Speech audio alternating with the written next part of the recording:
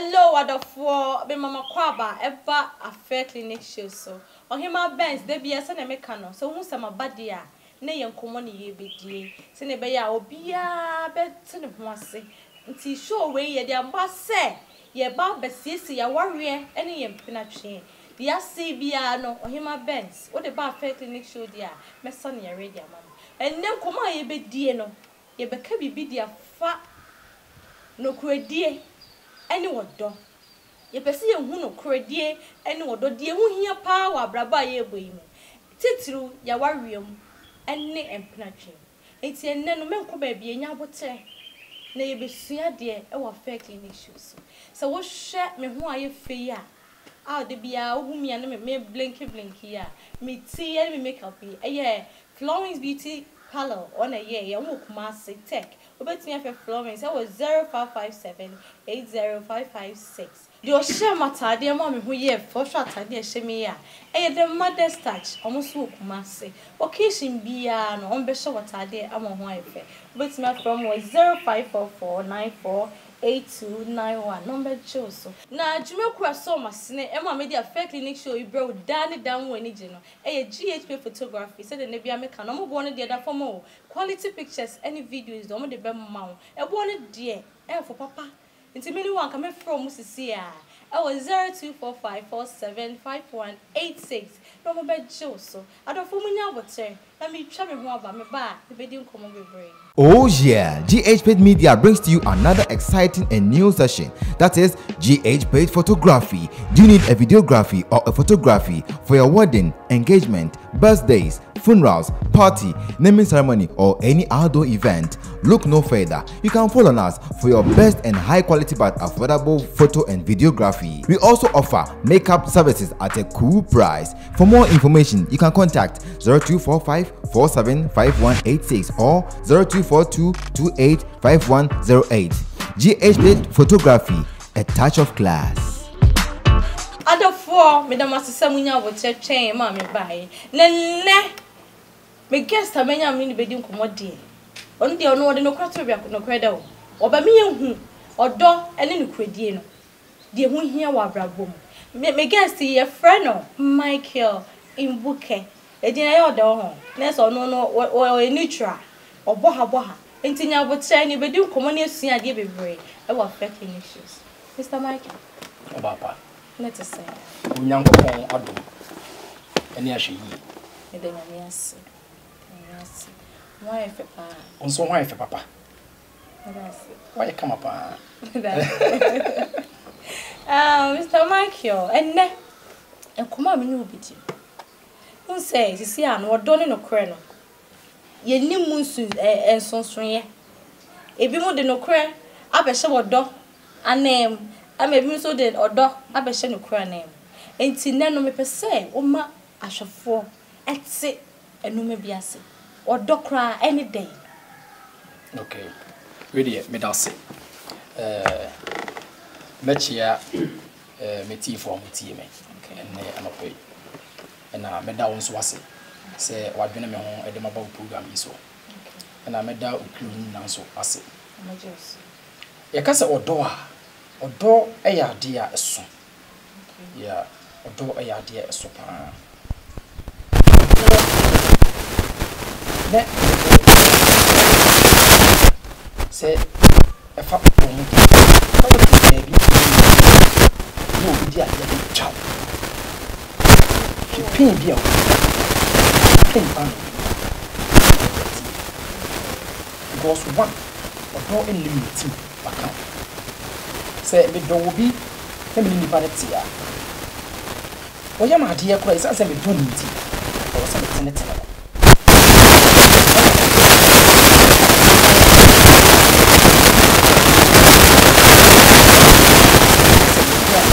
No credit e ya de kutuwe bi. No credit ket. E ba me say obi a che me say kunu na kutu.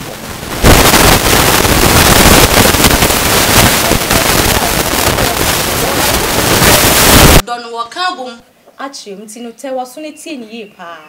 se ye ntasa ne ye say Mike kan kwa ni njao no kwa ne kutu abi o me kai bi kume nti menka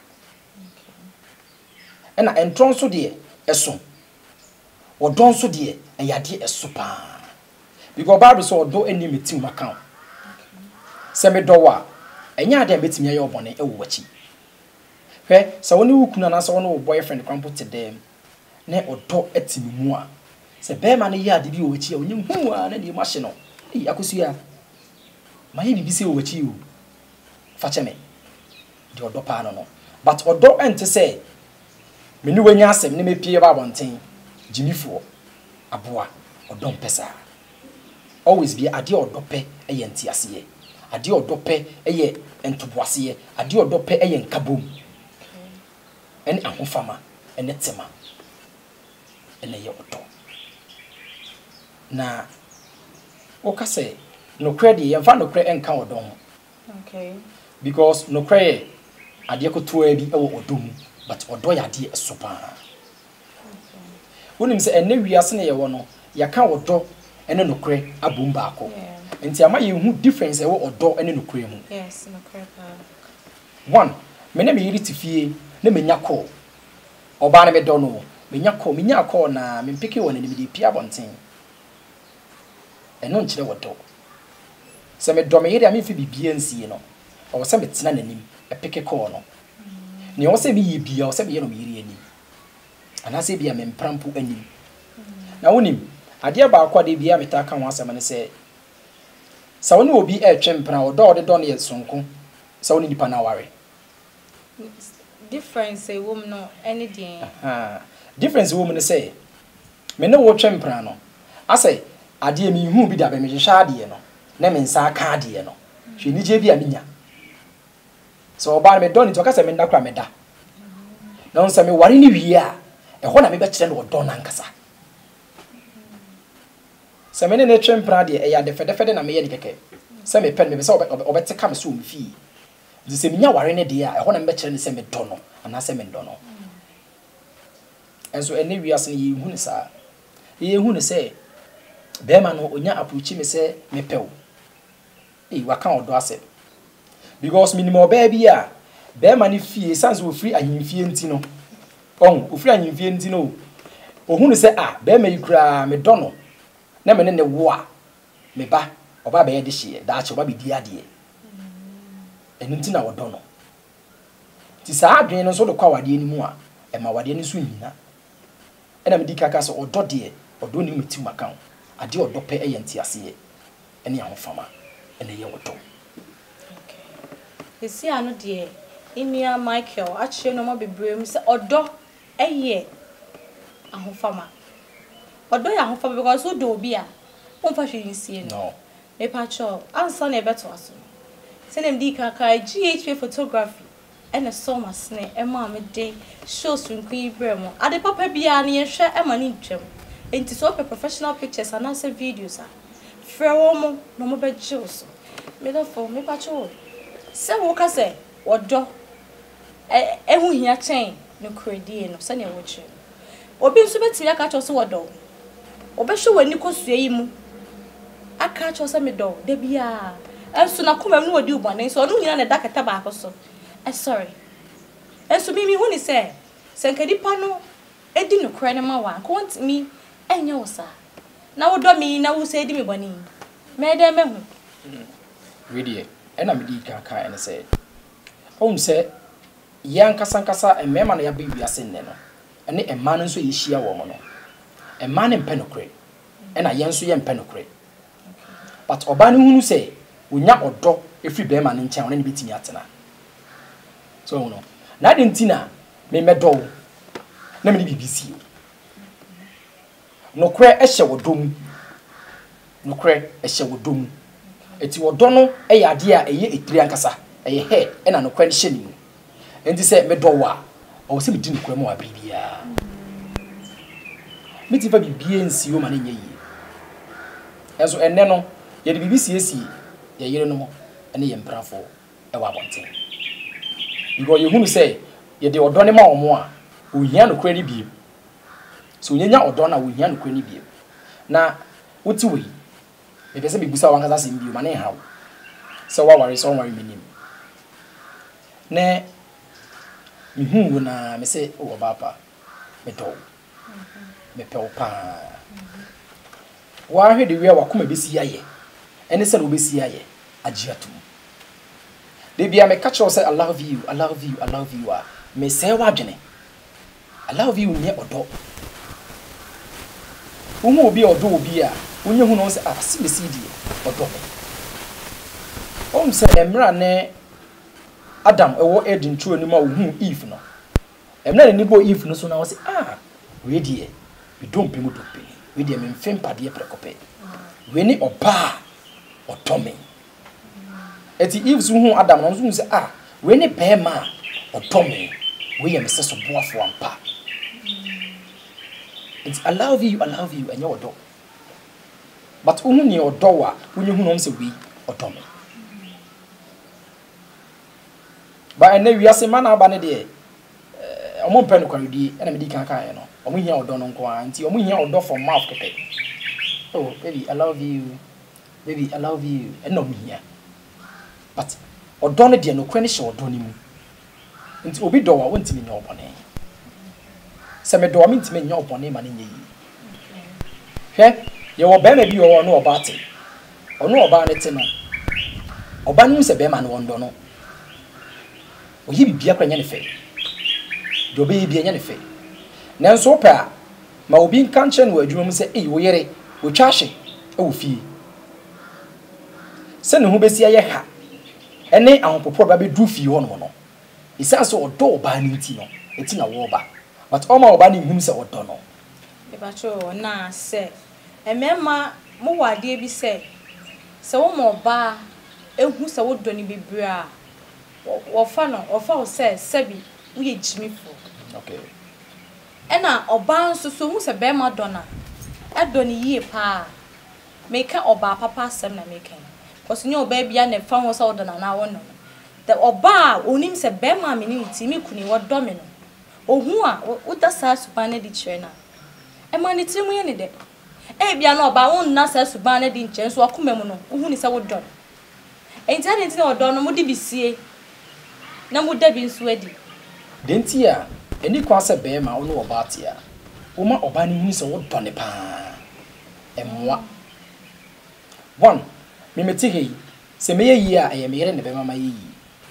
se ne mi wu na se me yiri na ekume sa ya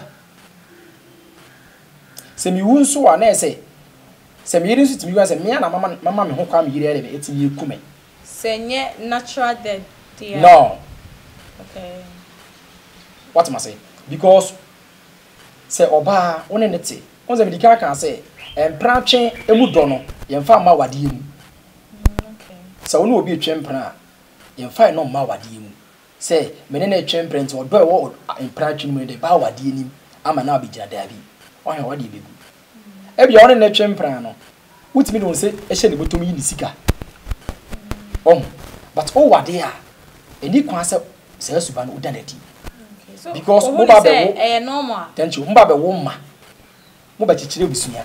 ti se o papa oba no do nsa hye okunu botom eyi sika o kire den o kire oba no so se okwa wade a onkonko ye bi okay enti be ma de wo no yiri wo dem ana wo mpra wo ho a o se wo de wo do e ma no ma ne hunu se wo do no ontan no but be ma bia nsua de we hunu no se on fa oba bia se ni nua ba obeti ye nua ba bone obeti nya ne bone ma ni ti so fa wo yere se o ye nua ba ne suma sem offensive o so fa audience no but be ma de en fa wo do 100% e ma oba se me do ama ne hu se wo do no da bi ye no oba sa okay yes ana e do baby a wo be ma e how the same to oba so sa but nyankopon ye nyina ye som no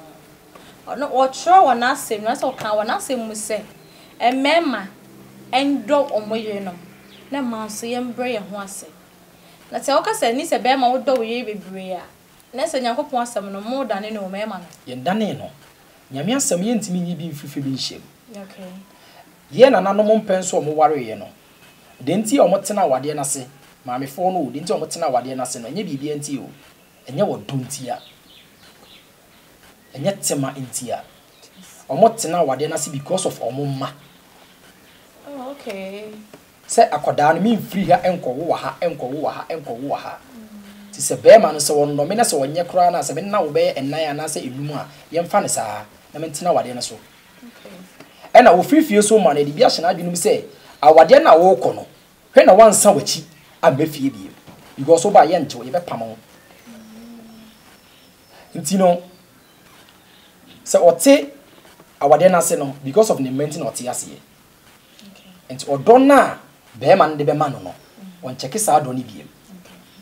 Okay. Ncho no me pacho. When him say enne ya sitina ye nyina ye wo mi. Eye adwuma sem adwuma mu wo adwuma mu a enne owariem titiri menim se waware. Aha wariem titiri ni mpenatwe. Sa odo asem a wo ka ne sesie ya wo kan. Ebinim odo nanim ana no kra ne so enim ana isi obi ane ne mu no obi ane ne yonkote no mu eye bia just like that. Enti no na Afia Clinic show ye pese ye mankofo hu se odo ne no kra no se wo do nipa na afo akoma mu na ne nten and that the nipa no the fe nipa no enti esi aya ye mmra so ya ye ba be so ye di echa ye sorry o Afia Clinic ye sorry enti ye ba be sorry e di afutuo e na ode be ma onua mema mo wa abonten wo de gina mu ma onua mema e di afutuo na ode be ma wo mo se mo pe ma na munya wo mo e pa cho enti kan last words fa che onua mema me da sepa ready afutuo kakra me ma menua mema wa abonten ne se be ma bia so ware a wo se wo kon edo yere na wo tena ware nchen se ne tie bia tena ne nchen on sa wo sere ha den tia make us tena ne nchen ne se obi nti sika enkore na tamfo okay so oba no hu no se wodo no ope no nti na ware no nti se wo de na befie no se woye se wonye no tene no na tena ne nchen sa se wo fi se de bia make se awade mienu enye tabu awade mienu enya ade se bia wo kwade mienu a eye wo haw anase waye dabi se wo fi se oba ba ko na wo wade no no wonso ne wo mewa wade ba ko ka no yeah nese o pesa why bi kan ye ho ana oh me de me rekọ ya we se me nyisika me wade ba ko ka no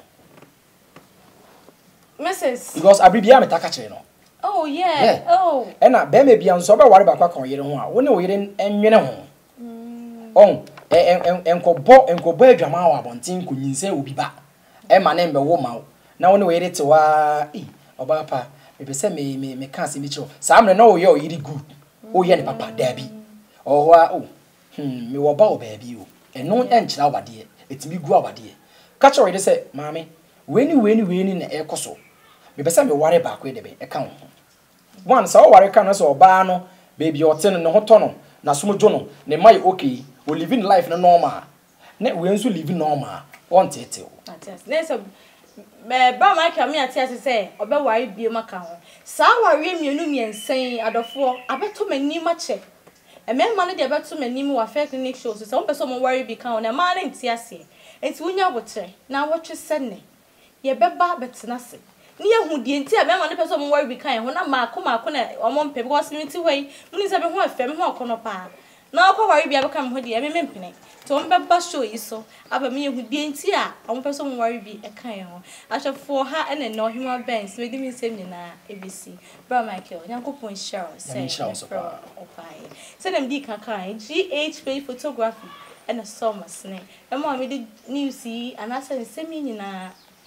send them di kan no GHP Photography and a summer snake and mama di Afia Clinic show bro and then you make us so professional pictures and also videos there and ko baby o frɛ wɔn ebo no so de da phone save call from 0245 475186 do ye me make up ma me ho aye search ahoma so we search ahoma elimiti Florence Beauty Parlor from omo kumase na okwa omo pe yo makeup occasion bia ama ho ayefe from 0557805556 do sha matade won se me ho ayefe papa me chen yi I from so from omo kumase the mother starch on be sha watade ama ho ayefe from 0544498291 aha ana dey Afia Clinic show ebesi mi dia ne ohima Benz yɛbɛsan so ahyia